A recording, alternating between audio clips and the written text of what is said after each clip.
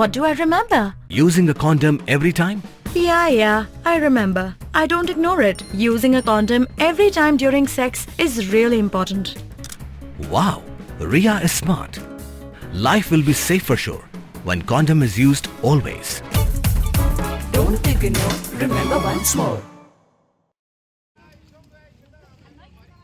Myntri katanat puli puthi ubalak men rumbui ula kular bak sorkar jala kan sa shim ya karai halor ka jingdawa ban kentiu kerdan ya ki skol adhoc syak deficit da ka bapun syong nongrim halor ka jinglong jingman ka plating ka sorkar kani ka jingpen pau jong Myntri kalawan long had pedeng ka jingeki jong ki nonghikai skol adhoc ki badan hapo kalama jong ka Federation of All School Teachers of Meghalaya fastam kabala dawa ban kentiu kerdan no ya ki skol adhoc Syaki school deficit.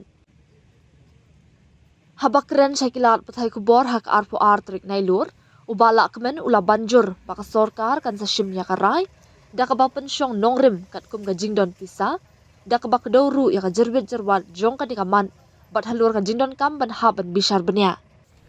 Kani kam de syuk kamat ke badang temai, kani ka dikamat ke belah sateng la selembha, Henry haba ong kumta, kam long ka basuk ya ka sorkar, banle namar kadon kam ya kapisa kababon ba uloong.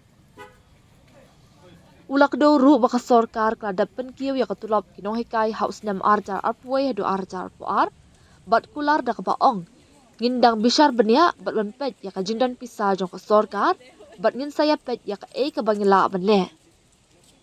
Myntri ula pentip ru ba commissioner and secretary ulay kendu ya barok keseng nonghikai bat nakal ka sorkar kan le ikababahatam nakabenta ban penbet ya kan jing Henry yang mentahi ngamla ban ong AA ngahaban pechwa namar ka sorkar lakade ka bamenta ni hinin kani kade ka kam ka bayay beteng Henry ngin haban kmi ka ka babahatam ka bangin laban le nakabenta barok kikinhun beper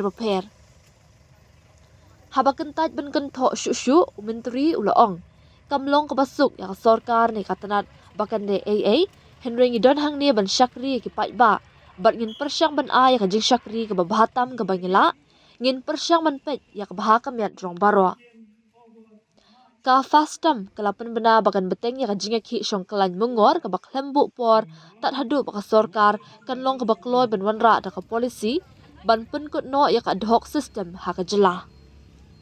Dude, Priya and Reha both want to meet me today. I just met Shreya yesterday. What should I do? First, go and get yourself tested for HIV. HIV test?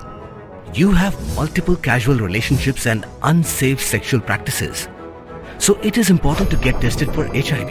You are scaring me, bro. I'm not trying to scare you. I'm trying to make you aware. Having sex with someone without a condom carries the risk of HIV. Why are you always ignoring this? Do I have to remind you every single time? And yes, you seriously need to change your behavior. Okay, fine. I'm not ignoring it.